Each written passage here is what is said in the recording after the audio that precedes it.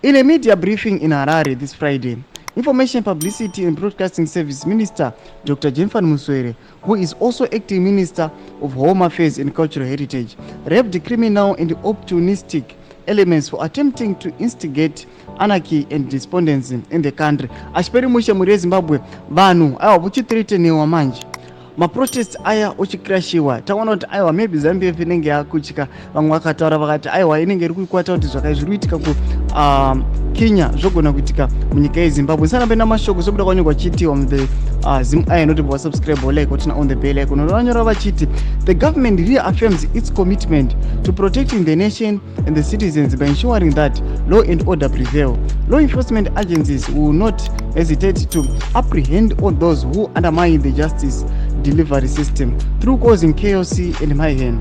Finally, the government is assuring members of the public that the security forces have adequate capacity to maintain a law and order in terms of the constitutional mandate. Domashwa rubuda pana panyuka mzimba zvinzi aiwa vanonyera vachiti Panicky Mnangagwa administration vows to crash protest. Zviri kunzi aiwa vari kupanika vabva vakrasha maprotest vakati aiwa law enforcement achanga aripo vachimisa maprotest ese kana kuratidzira kuchada kuitiwa. Muri Zimbabwe munoziva kuti nyika yakatarisana the upcoming Sabc summit asi yakatarisana nazvo pane ma-events ari kuprevela munyika yeZimbabwe zvakaita sekukepchiwa kwema-opposition vari loya kuna Nelson Chamisa ne-this corrupt issue yecorruption yana Wikino Chivayo nenhau dzema-elections. Achimutudze mafungiro enyu muri kudii pamusoro penhau ipi nekucomment section medu. Musanosubscribe kuleka zvinotiona on the bell icon.